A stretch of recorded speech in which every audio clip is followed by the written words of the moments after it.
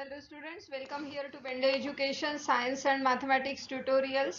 आपण शिकतोय science and technology part 1 that is lesson heat. 5th lesson आहे. या लेसन मध्ये आपल्याला रिजिलेशन शिकायचं आहे.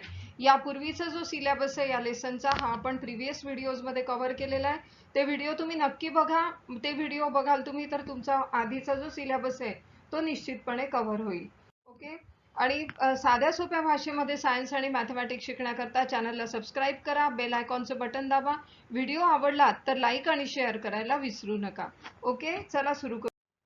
चला तर मग सुरू करूया. रिजिलेशन. रिजिलेशन म्हणजे काय? You may have seen the preparation of an ice ball. First an ice slab is shredded and then the shredded ice is precised around the tip of the stick to prepare the ice ball. म्हणजेच काय, हा जो इथे तुम्हाला ice ball दाखवलेला आहे या टाईपचा आईस बॉल कसा बनवत असतात तर आईस पहिल्यांदा एक आईस स्लॅब घेतात, त्याला श्रेड करतात म्हणजे त्याला किसतात ऍक्च्युअली, आणि त्याचा बारीक बारीक पीसेस जे होतात ते आईसचे, त्यानंतर ते पीसेस एका स्टिक भोवती प्रेस करतात आणि ते पीसेस सगळे स्टिक भोवती प्रेस केल्यानंतर त्या ठिकाणी असा आईस बॉल तयार होतो. ओके. तर around the tip of the stick to prepare the ice ball. How does the shredded ice converted into ice ball? If two small pieces of ice are taken and press against each other for a while, they stick to each other. तुम्ही कुठलेही दोन piece घ्या, कुठलेही दोन आईसचे piece घ्या, ते एकमेकांवरती press करून ठेवा थोड्या वेळासाठी. ते ज्या वेळेला तुम्ही प्रेस करून ठेवाल त्यावेळेला तुमच्या लक्षात येईल की थोड्या वेळानंतर तुम्ही जर सोडले ते तर ते एकमेकांना स्टिक होतात. व्हाय डज दिस हॅपन? हे असं का होतं हेच आपल्याला आता याचं कारण शिकायचं आहे. तर पुढे तुम्हाला एक ऍक्टिव्हिटी दिली आहे टेक्स्टबुक मध्ये. ऍक्टिव्हिटी बघाल. ऍक्टिव्हिटी दिलेली आहे, take a small slab of ice, a thin wire and 2 identical weights. इथे तुम्हाला दाखवलंय बघा, हा जो आहे हा आईस स्लॅब आहे. या आईस स्लॅबला या ठिकाणी 2 वेट लावलेले आहेत आणि हे जे 2 वेट आहे त्यावरून एक वायर पास केलेली आहे. ही जी वायर असते ही कॉपर वायर असते. कॉपर वायर का घेतात? Because copper is a good conductor of heat. हीटची कॉपर ही गुड कंडक्टर आहे म्हणून कॉपर वायर घेतात. Take small slab of ice, thin wire, 2 identical weights. Weights बांधलेले आहेत याला दोन्ही बाजूनी. Put a slab of ice on the stand as shown in the figure 5.3. then hang 2 equal weights on 2 ends of the metal wire and put the wire on the slab as shown in the figure. या figure मध्ये दाखवल्याप्रमाणे आपल्याला पूर्णपणे arrangement करून घ्यायची आहे. पुढे काय होतं ते बघा. आपल्याला ऑब्झर्वेशन काय दिसतात? आपल्याला असं ऑब्झर्वेशन दिसतं की ही जी वायर इथे दाखवलेली आहे तुम्हाला, ही हळूहळू हळूहळू वायर खाली येते आणि पूर्णपणे खाली येऊन थोड्या वेळानंतर ती खालून निघून जाते. पण हा आईस स्लॅब जो आहे हा कट होत नाही, हा पुन्हा जसाच्या तसा इंटॅक्ट आईस स्लॅब तुम्हाला मिळतो. मग असं का होतं ते आपल्याला बघायचं आहे. What do you observe? तर आपले ऑब्झर्वेशन्स काय आहे? It is observe that wire gradually penetrates the ice slab. Penetrate म्हणजे काय स्टुडंट्स? तर पेनेट्रेट म्हणजे यातून खाली खाली जाणे. It is observed that the wire gradually penetrates the ice slab. After some time, the wire comes out of the lower surface of the ice slab. However, ice slab does not break. Lower surface या ठिकाणी आहे आईसचा. तर वरून ही जी wire आहे ही पूर्णपणे खाली खाली येते आणि खालून ती लोअर सरफेसच्याही खाली येऊन तिथून निघून जाते. पण हा आईस स्लॅब ब्रेक होत नाही. ठीक आहे. मग असं का होतं? तर ही जी फिनॉमिना आहे, ही जी पूर्ण प्रोसिजर आहे, ही जी फिनॉमिना आहे, the phenomena in which ice converts to liquid due to applied pressure. इथे ही जी वायर आहे या वायरला 2 वेट बांधलेले आहे. वेट बांधलेले असल्यामुळे ही वायर जी आहे ही वायर या आईस स्लॅब वरती प्रेशर एक्झर्ट करते. ओके. मग हे प्रेशर एक्झर्ट झाल्यामुळे काय होतं की इथे प्रेशर पडल्यामुळे याचा इथे जो आईस असेल वायरच्या खाली तो आईस मेल्ट होतो आणि तो आईस मेल्ट झाल्यामुळे त्याचं वॉटरमध्ये कन्व्हर्शन होतं. वॉटरमध्ये कन्व्हर्शन झालं की ही जी वायर आहे ही त्या पाण्यामध्ये खाली येते. खाली आली की वर जो त्या ठिकाणी ते पाणी वर येतं आणि वायर खाली येते. मग अशा वेळी काय होतं की तिथे जे वॉटर आहे त्याचं कन्व्हर्शन, त्यावरचं प्रेशर निघून गेल्यामुळे त्याचं कन्व्हर्शन पुन्हा आईसमध्ये होतं. असं करत करत खालचं वायरच्या खाली जो पार्ट राहील आईसचा त्याचं कन्व्हर्शन लिक्विडमध्ये होत जातं आणि म्हणून ती वायर मग त्या लिक्विडमध्ये खाली खाली घसरत जाते आणि ती वायर खाली घसरली की ते लिक्विड म्हणजे वॉटर वर येतं आणि वॉटर वर आलं की पुन्हा त्याचं कन्व्हर्शन आईसमध्ये होतं. या पद्धतीने ही वायर हळूहळू खाली येत जाते आणि वर पुन्हा आईसमध्ये कन्व्हर्शन होत जातं. तर ही जी phenomena in which ice converts into liquid due to the applied pressure apply केल्यामुळे आईसचं कन्व्हर्शन लिक्विडमध्ये झालं and then reconverts to ice once the pressure is removed. आणि तिथलं प्रेशर काढून घेतलं की पुन्हा त्याचं कन्व्हर्शन आईसमध्ये होते. It is called as regelation. ही जी पूर्ण मेथड आहे या पूर्ण मेथडला रिजिलेशन म्हणतात. आता समजलं असेल तुम्हाला व्हॉट इज रिजिलेशन. ठीक आहे, चला तर मग आता पाहूया त्याचं रिझन काय आहे. मग हे जे रिजिलेशन होतं म्हणजे काय, तर आपण आईसवरती प्रेशर दिलं की आईसचं लिक्विडमध्ये कन्व्हर्शन होतं, प्रेशर काढून घेतलं की त्याचं पुन्हा आईसमध्ये कन्व्हर्शन होतं. ही जी मेथड आहे याचं रिझन काय आहे. Reason for regelation, the melting point of ice becomes lower than 0 degree Celsius due to pressure. Normally वॉटरचा मेल्टिंग पॉइंट आईसचा मेल्टिंग पॉइंट असतो म्हणजे आईसचं कन्व्हर्शन जे वॉटरमध्ये होतं ते 0 डिग्री सेल्सिअसवर होतं. ठीक आहे. So the melting point of ice is 0 degree Celsius normally, but the melting point of ice becomes lower than 0 degree Celsius due to pressure. त्यावर जर आपण प्रेशर दिलं तर त्याचा मेल्टिंग पॉइंट हळूहळू कमी होतो. This means that at 0 degree Celsius ice gets converted into water. त्याचा मेल्टिंग पॉइंट कमी झाल्यामुळे काय होतं की 0 डिग्री सेल्सिअसवर आईस जो आहे तो वॉटरमध्ये कन्व्हर्ट होतो. As soon as the pressure is removed the melting point is restored at 0 degree Celsius and water gets converted into ice again. ज्यावेळेला 0 पेक्षा खाली असतो मेल्टिंग पॉइंट त्यावेळेला आईसचं कन्व्हर्शन वॉटरमध्ये होतं आणि तिथलं प्रेशर निघून गेलं की पुन्हा तो मेल्टिंग पॉइंट 0 डिग्री सेल्सिअस होतो आणि पुन्हा 0 डिग्री सेल्सिअस झाल्यावर वॉटरचं conversion water again refreezes and then it's converted into ice. Okay, चला पुढे जाऊया. तर हे त्याचं मेन रिझन आहे, रिझन फॉर रिजिलेशन. कारण प्रेशर अप्लाय केल्यानंतर मेल्टिंग पॉइंट चेंज होतो. पुढे यूज युअर ब्रेन पॉवर हा क्वेश्चन तुम्हाला दिलेला आहे तुमच्या टेक्स्टबुकमध्ये. In the above experiment, the wire moves through the ice slab. However, ice slab does not break. Why? तुम्हाला हे गिव्ह रिझन मध्ये सुद्धा विचारू शकतात. तर तो आईस स्लॅब जो आहे तो ब्रेक का होत नाही हे मी तुम्हाला आधी एक्सप्लेन करून सांगितलंय आणि या ठिकाणी तुम्हाला ते मी रायटिंग मध्ये दिलेलं आहे. In the above experiment wire exerts pressure on the ice slab, hence the melting point below the wire decreases. बरोबर आहे.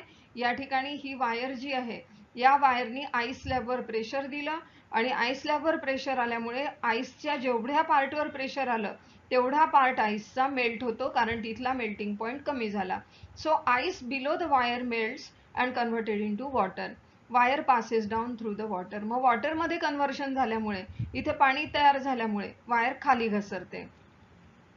As soon as wire comes down, जशी वायर खाली आली, the pressure on the water decreases. As a result, the melting point of water increases and again water gets converted into ice. पुन्हा या ठिकाणी मग पाणी वर आलं आणि पाणी वर आल्यामुळे त्यावरचं प्रेशर गेलं आणि प्रेशर गेल्यामुळे त्याचा मेल्टिंग पॉइंट पुन्हा रिस्टोर झाला 0 डिग्रीवरती आणि 0 डिग्रीवरती जर त्याचा मेल्टिंग पॉइंट असेल तर तो पाण्याचं पुन्हा आईस होऊन जातं 0 डिग्रीवरती.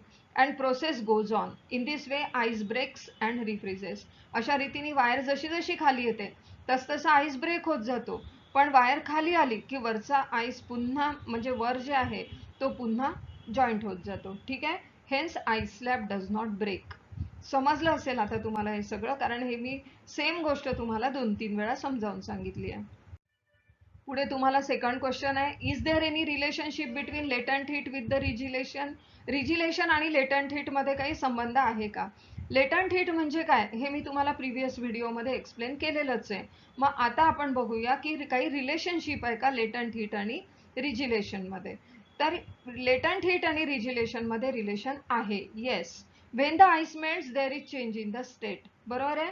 आईस ज्या वेळेला मेल्ट होतो त्यावेळेला स्टेट मध्ये बदल होतो. फक्त वॉटरचा फॉर्म्युला जो आहे केमिकल फॉर्म्युला सेम असतो फक्त त्याची स्टेट बदलते. आईस ज्या वेळेला मेल्ट होतो तो सॉलिडचं कन्व्हर्शन लिक्विड मध्ये होतं. Solid gets converted into liquid and temperature does not change. इथे स्टेट चेंज होते आहे पण टेम्परेचर मात्र जेवढंच्या तेवढंच राहत आहे. मीन्स जरी वॉटरमध्ये कन्व्हर्शन झालं तरी त्या वॉटरचं टेम्परेचर सुद्धा 0 डिग्री सेल्सिअसच राहील. Heat is absorb and use for weakening the bonds. मग या ठिकाणी ज्या वेळेला आईस मेल्ट झाला त्यावेळेला त्याला हीट दिली होती म्हणून आईस मेल्ट झाला. मग ही जी हीट दिली होती ती ॲब्झॉर्ब केल्या गेली आणि त्या हीटचा वापर करून टेम्परेचर राईज न होता त्यांच्यामध्ये जे बॉन्ड्स आहेत ते बॉन्ड्स वीक करण्याकरता त्या घेतलेल्या हीटचा उपयोग केला गेला. Also when wire refreezes there is change in the state, liquid gets converted into solid and at the temperature does not change. म्हणजे जी प्रोसेस वरच्या दोन लाईन मध्ये एक्सप्लेन केलेली आहे एक्झॅक्टली त्याच्या अपोजिट प्रोसेस खालच्या दोन लाईन मध्ये एक्सप्लेन केलेली आहे. वेन वॉटर रिफ्रीजेस, वॉटर ज्या वेळेला रिफ्रीज होतं त्यावेळेला काय होतं, there is a change in the state. Temperature जेवढंच्या तेवढं राहतं पण स्टेटमध्ये मात्र त्याच्या बदल होतो. म्हणजे लिक्विड स्टेटचं सॉलिड स्टेटमध्ये कन्व्हर्शन होतं. Liquid gets converted into solid and temperature does not change. Here heat is given out and hence bond gets more strong. Heat या ठिकाणी बाहेर टाकल्या गेली, एनर्जी कमी झाली म्हणून बॉन्ड्स जे आहेत ते जास्त स्ट्रॉंग झाले. This heat which is absorbed or given out is called as latent heat. वरच्या दोन ओळींमध्ये जे एक्सप्लेन केलं आहे त्यामध्ये हीट इज ॲब्झॉर्ब सांगितलेलं आहे. चेंज आईस मेल्ट होतो त्यावेळेला आणि ज्या वेळेला आईस रिफ्रीज होतो तेव्हा हीट इज गिव्हन आउट. म्हणजे दोन्ही ठिकाणी हीट ॲब्झॉर्ब आणि हीट गिव्हन आउट जे झालेलं आहे त्याच हीटला आपण लेटंट हीट असं म्हणतो. म्हणून अशा पद्धतीने रिलेशनशिप आहे लेटंट हीट आणि रिजिलेशनमध्ये. You know that as we go higher than the sea level, the boiling point of water decreases. What would be the effect on melting point of the solid? जसं जसं आपण उंचावर जातो समुद्र सपाटीपासून जसं जसं उंचावर जातो तसा तसा boiling point of water decreases. Boiling point normally वॉटरचा 100 डिग्री सेल्सिअस असतो, पण जर तुम्ही हिमालयावर जाऊन पाणी उकळवायचा बॉईल करायचा प्रयत्न केला तर तो 100 डिग्रीपेक्षा सुद्धा कमी तापमानावरती वॉटर जे आहे ते बॉईल व्हायला लागेल, कारण त्या ठिकाणी ॲटमॉस्फिअरिक प्रेशर अतिशय कमी असतं. As we go higher on the sea level the atmospheric pressure decreases due to which काय होतं, त्यामुळे मेल्टिंग पॉईंटवर काय इफेक्ट येतो ते पहा. मेल्टिंग पॉईंट ऑफ सॉलिड्स, कोणते solids that expand on melting is lowered. असे सॉलिड्स जे एक्सपांड ऑन मेल्टिंग, मेल्ट होत असताना एक्सपांड होतात. मोस्टली सगळे सॉलिड मेल्ट होत असताना एक्सपांड होतात. फार कमी सॉलिड्स असे आहेत की जे मेल्ट झाले की ते कॉन्ट्रॅक्ट होतात. म्हणजे सॉलिड असताना त्याचा व्हॉल्यूम जास्त असतो आणि लिक्विड असताना त्याचा व्हॉल्यूम कमी असतो. असं बी मध्ये जे दाखवलेले आहेत ते सॉलिड्स असतात. जनरली सॉलिड स्टेटमध्ये असताना व्हॉल्यूम कमी असतो आणि लिक्विड स्टेटमध्ये असताना व्हॉल्यूम जास्त असतो. तर melting point of solids that expand on melting is lowered. अशांचा मेल्टिंग पॉइंट कमी होतो, मेटल्स लाईक कॉपर. आणि melting point of solids that contract on melting is raised. For example water. Water हे एक असं बिहेव करतं, त्याला एनोमॅलस बिहेवियर ऑफ वॉटर म्हणतात. आणि हे आपण नेक्स्ट व्हिडिओमध्ये शिकणार आहोत की ज्यावेळेला वॉटरचं कन्व्हर्शन आईसमध्ये होतं त्यावेळेला त्याचा व्हॉल्यूम वाढतो. म्हणजे तो त्याची डेन्सिटी जी आहे ती कमी होते आणि व्हॉल्यूम वाढतो. एरवी व्हॉल्यूम कमी होत असतो, म्हणजे लिक्विडचं कन्व्हर्शन सॉलिडमध्ये जर झालं, एखादा मेटल वगैरे फ्रीज झाला, सॉलिडमध्ये कन्व्हर्शन झालं त्याचं की त्याचा व्हॉल्यूम कमी होतो आणि लिक्विड स्टेटमध्ये व्हॉल्यूम जास्त असतो. पण वॉटरमध्ये मात्र त्याच्या उलटं असतं. सॉलिड स्टेटमध्ये असताना व्हॉल्यूम जास्त असतो आणि लिक्विड स्टेटमध्ये असताना व्हॉल्यूम कमी असतो. सो असे जे असतात the melting point of solids that contract on melting is raised. ठीक आहे. मग लो कोणाचा होतो, तर जे सॉलिड एक्सपांड होतात मेल्ट झाल्यावर त्यांचा मेल्टिंग पॉइंट लो होतो आणि जे सॉलिड कॉन्ट्रॅक्ट होतात मेल्ट झाल्यावर त्यांचा मेल्टिंग पॉइंट रेज होतो. ठीक आहे. पुढे जाऊया. पुढे तुम्हाला आणखीन एक क्वेश्चन दिलाय, last question. We feel that some objects are cold and some are hot. Is this feeling related in some way to our body temperature. इथे तुम्हाला काय दाखवलं आहे, तुमच्या आवडीचं आईस्क्रीम दाखवलेलं आहे. या ठिकाणी कॉफी किंवा चहा म्हणू शकता तुम्ही याला. तर हे आपल्याला थंड लागतं आणि हे गरम.